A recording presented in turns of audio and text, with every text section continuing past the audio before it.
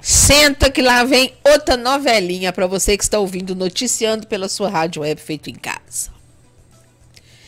Mais uma matéria do portal UOL. O UOL, ele tem uns cadernos muito interessantes que contam novelas, verdadeiras novelas. E essa agora é mais uma. Do Islã ao PCC.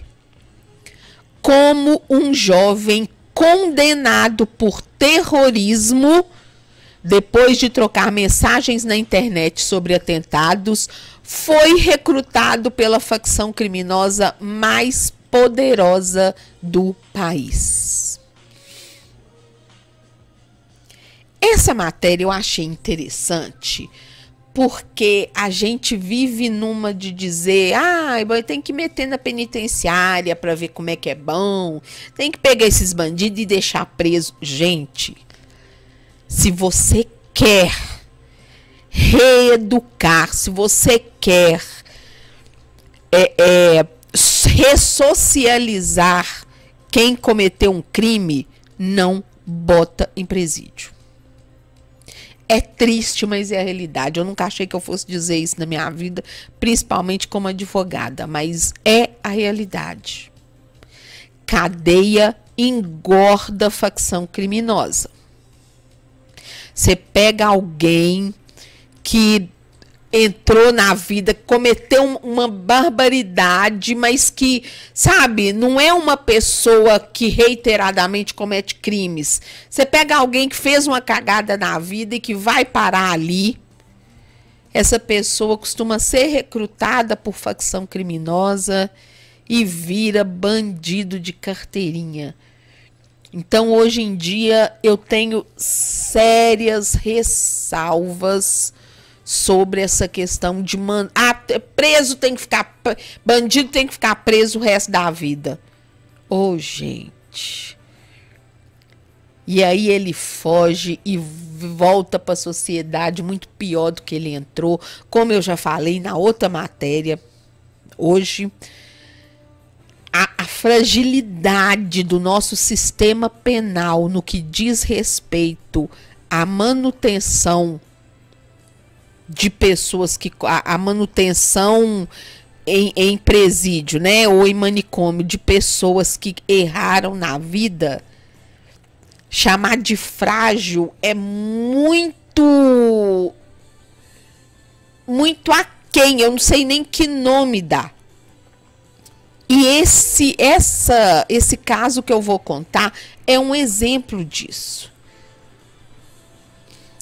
Confinado em uma das 208 celas individuais de 7 metros quadrados cada da Penitenciária Federal de Campo Grande, no Mato Grosso do Sul, Fernando, de 26 anos, vive dias exatamente iguais desde que foi preso em 2016, acusado de integrar uma célula terrorista do Estado Islâmico aqui no Brasil. Diante das rígidas regras do presídio de segurança máxima, não há trabalho e as refeições são feitas na própria cela, diferente do presídio comum, onde você toma banho de sol e você interage com outros detentos, os únicos refrigérios para o jovem paulistano convertido ao islamismo são a leitura, especialmente do Alcorão, e as 2 horas diárias de banho de sol, alternadas entre a manhã e a tarde, quando se encontra apenas com outros 13 detentos da mesma ala. Mesmo introvertido, Fernando fez amizades com alguns desses colegas de cárcere, especialmente 2 membros da facção PCC, primeiro comando da capital. Esses amigos dele, um é chamado de Pitbull e o outro é o Velhinho. O Pitbull é condenado por tráfico de drogas e roubo e o Velhinho condenado a 27 anos de prisão pelo assassinato de um sargento da Polícia Militar em Araraquara. As conversas sobre o sol do centro-oeste brasileiro culminaram com a filiação de Fernando ao PCC. que foi formalizada em setembro de 2018, tendo o Pitbull e o Velhinho como padrinhos. É porque você tá achando... Ô, gente, vocês têm que entender que é só a gente que é fudido. Organização criminosa é organizado. Organização criminosa é uma empresa, tem hierarquia, tem controle, é organizadinho. E você não entra lá num qualquer um, não. Nego fica de olho no você, te arregimenta ali, e se ele não endossar a sua entrada, você não fica. Ou seja, eles pegam aquela pessoa que eles veem que potencialmente vão dar lucro para a organização. Ou que podem prestar bons serviços, no sentido de os piores, né? Bom, advogados ligados à facção trataram de levar a ficha. Sim, tem ficha que você tem que preencher, tem estatuto que você recebe. A ficha com todos os dados do jovem para o setor de cadastro da facção. Sim, o PCC possui um setor de cadastro. Uma vez nele, o filiado, detido em presídio federal, os mais rígidos do país, recebe uma mesada da facção. Claro, você vai passar a trabalhar para ela agora, eles te pagam uma mesada, eles ajudam sua família. É isso que acontece quando a gente enfia pessoas que poderiam ser ressocializados nos presídios do país. Eles são facilmente arregimentados por facção. Eles dão à família dessas pessoas apoio que o Estado não dá. E aí você vai fazer o quê? Quem largado num presídio, sabendo que a sociedade tem ódio da cara dele quando ele sair dali, recebe uma proposta dessa e não fica? Raríssimos, raríssimos tem coragem de não acatar isso. Bom,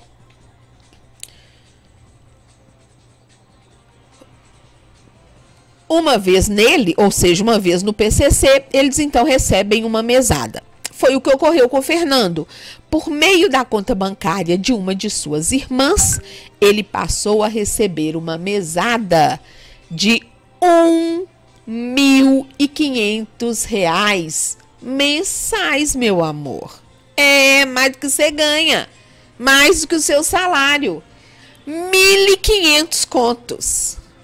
É provável que o Fernando, que agora no PCC é apelidado de siberiano, esteja entre os primeiros muçulmanos a integrar as fileiras do PCC, que atualmente conta com 32 mil integrantes fichados, tá?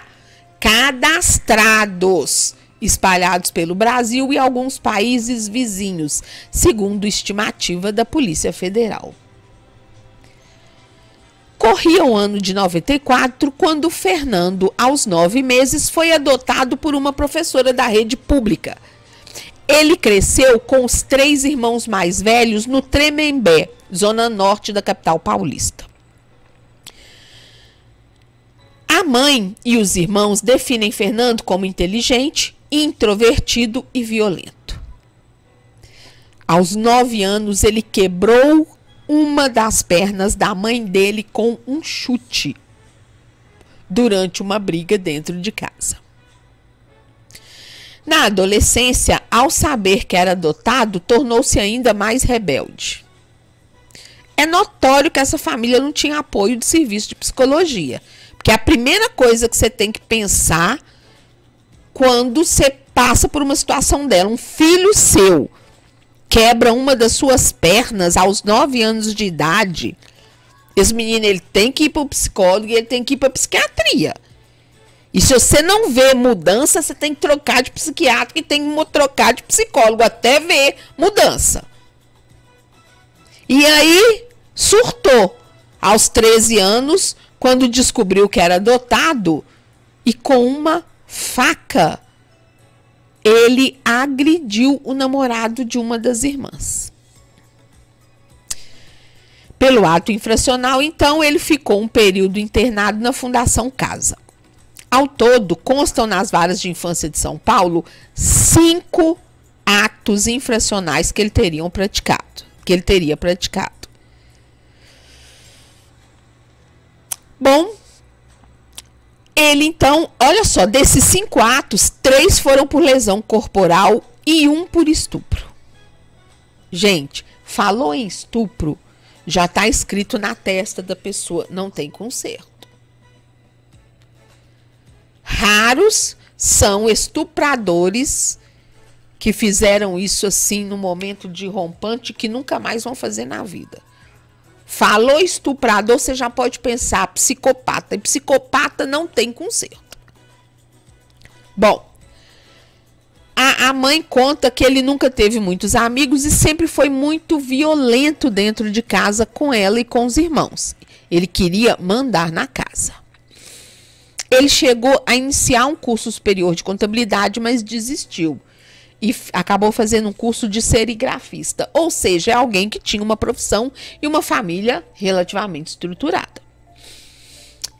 Ele cresceu nessa família que era católica, mas em 2015 ele passou a frequentar uma mesquita da Liga da Juventude Islâmica Beneficente do Brasil. Você pega um jovem com esse grau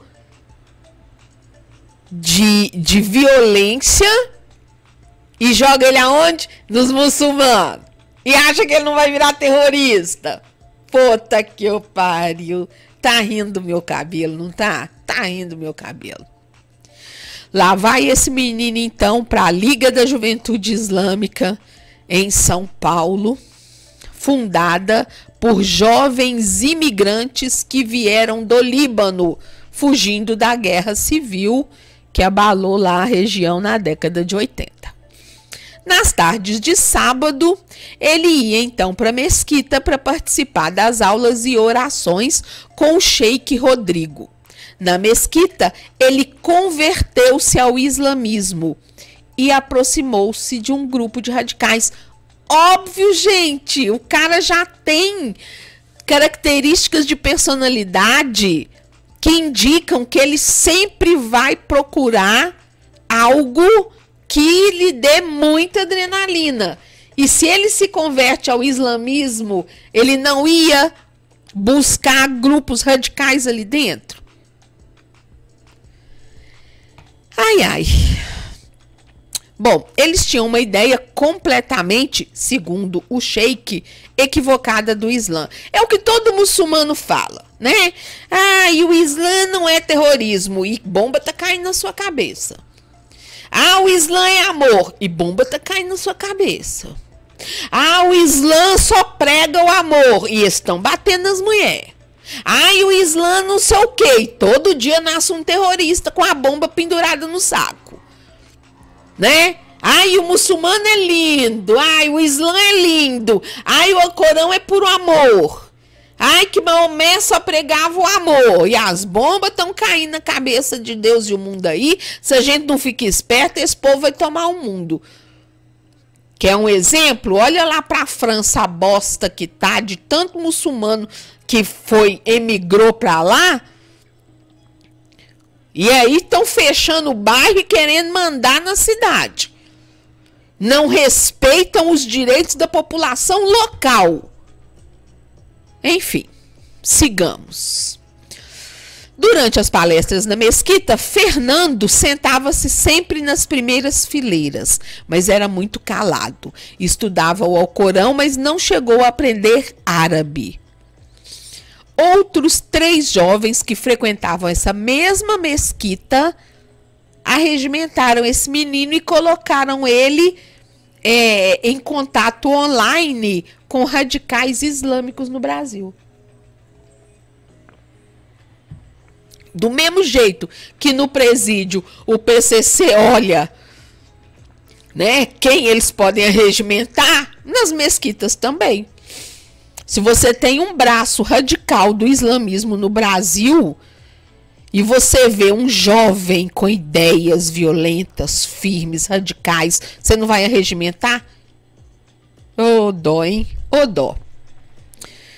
Bom, ele começou então a expressar ideias radicais e falava para a mãe que achava justos os ataques terroristas que aconteciam mundo afora. A mãe chegou, inclusive, num depoimento à Polícia Federal, dizer que o tal do Fernando alegava que o povo muçulmano não tinha terras e que para fazer justiça tinha que praticar atos terroristas. Então, quer dizer, você vê aí a índole do cara, né? Na internet, o Fernando, que mudou de nome para Ahmad Faiz, desnudava todo o seu radicalismo. Ele dizia que já tinha feito juramento de fidelidade ao Estado Islâmico. E em maio de 2016, numa troca de mensagens, um amigo deu a ele uma receita para um ataque terrorista bem sucedido. O texto era o seguinte, ou né, uma parte do texto. O que define um ataque terrorista com bons resultados? O fator de que as pessoas não podem prever. O cara estava estudando para ser terrorista. Em casa, ele começou a treinar arco e flecha. E começou a mostrar para a irmã vídeos de pessoas mutiladas em atentado à bomba. O cara estava achando lindo isso. Certo dia, ele disse a ela que participava de grupos no Telegram para planejar atos justiceiros. A sorte é que esse cara era um narcisista e adorava contar, fazer, né, gogó para os outros, que tinha gogó, contava vantagem para os outros. Olha como eu sou fodão, eu estou num grupo terrorista. Imagina, cara. Imagina a sorte. Bom, o grupo do qual ele participava estava planejando um ataque numa parada gay em São Paulo, ou então na Rua Augusta. Outro local que eles cogitaram para fazer, que eles estavam cogitando na época para fazer um ataque, seria no Rio de Janeiro, na véspera das Olimpíadas de 2016. E numa das mensagens, ele comentava com uma mulher que as praias dos rios tinha muito gay e que um atentado lá seria melhor e coisas desse tipo. As conversas chegaram à Polícia Federal por meio do FBI, que na época monitorava esse grupo radical que se instalou aqui no Brasil. A informação do FBI motivou um pedido de quebra de sigilo telefônico de várias pessoas que faziam parte desse grupo mais radical dessa mesquita. E ele foi um dos 14 detidos na operação, chamada Operação Hashtag. E na casa dele foi encontrada uma touca preta, aquelas toucas que esses meninos vestem para que só fica o olho, né, de fora, camisetas da Jihad Islâmica, que é a organização palestina contrária à existência de Israel, e não há evidência de que ele já tenha praticado atos, mas muito indício de que estava em vias de praticar. Ele foi, então, condenado a 5 anos e 6 meses de prisão por terrorismo. A pena foi mantida pelo Tribunal Regional Federal e ele ainda tem um recurso que está pendente de julgamento. Pois muito bem. Ele negou a intenção de praticar atos terroristas, também disse que não participava do Estado Islâmico, mas enfim, tudo indicava que ele iria sim praticar, junto com outros jovens, atos terroristas aqui no Brasil, ou em São Paulo ou no Rio. A nossa sorte é que o FBI dedurou para a Polícia Federal e 13 pessoas foram presas. Pois bem,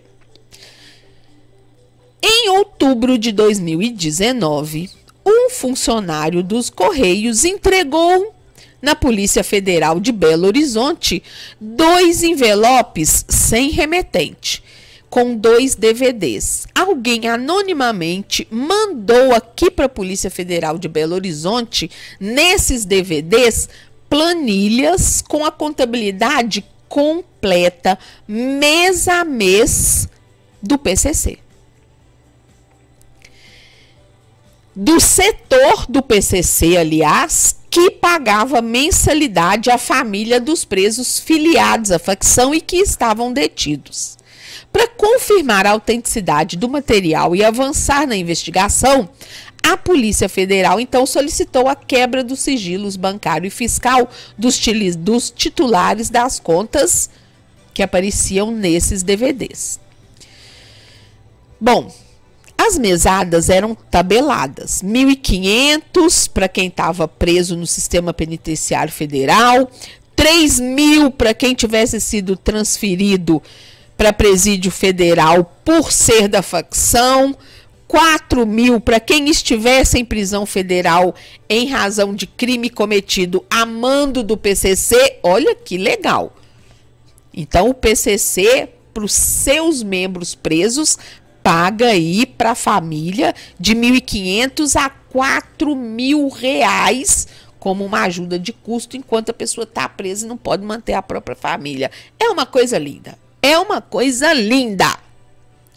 Bom, nas planilhas, então, enviadas aqui para a Polícia Federal de Belo Horizonte, estava o nome do Fernando, do terrorista. E aí a quebra de sigilo mostrou que ele já estava há mais de um ano recebendo essa mesada pelo PCC.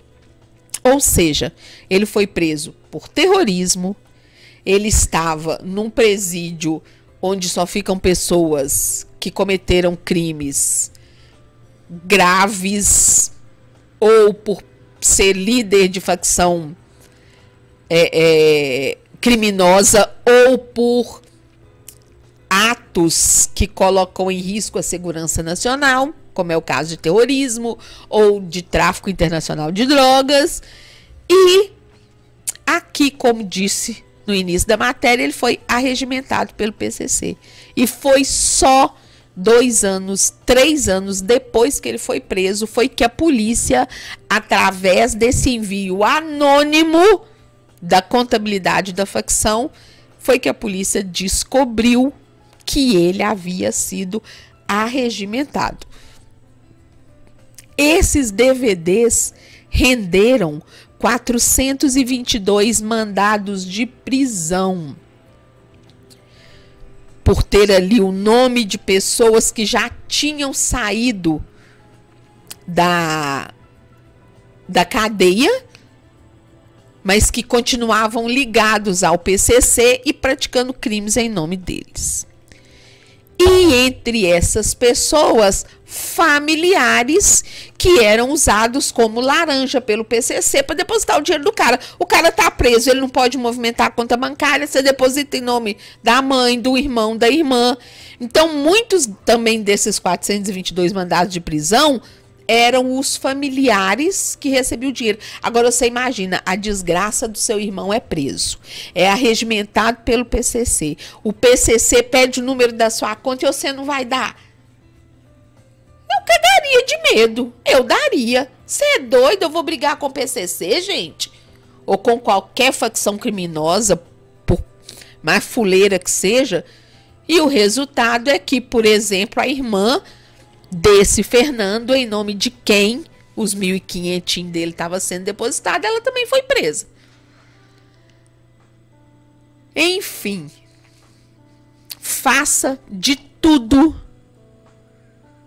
para que a pessoa que você conhece, caso tenha dado um mau passo na vida, não vá para um presídio. Porque se for e for arregimentado por uma facção criminosa, aí é que não ressocializa de jeito nenhum.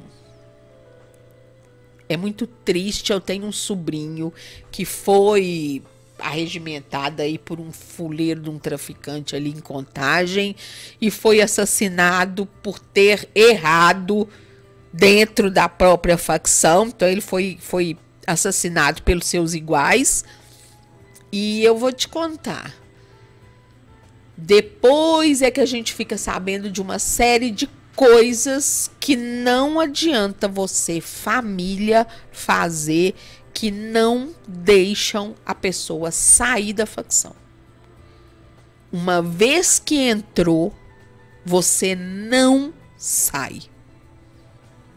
E é por isso que você vê muita conversão para evangélico neopentecostal dentro dos presídios, porque o traficante só te libera se você virar um crente nojento, um crente chato, ou então você não sai e ponto final. Enfim, não bastasse termos em nossas cadeias traficantes que arregimentam pessoas para o PCC, temos também terroristas. Retornando aqui pela sua rádio web Feito em Casa, porque tivemos um pico. Bom, você que está ouvindo pela rádio web Feito em Casa, se o som tiver ruim, me dá um toque, que acabamos de ter um pico aqui, mas já retomamos a irradiação do programa. Pois muito bem, terroristas no Brasil, molecotes pagando de terroristas sendo arregimentado pelo PCC. Durma com esse barulho.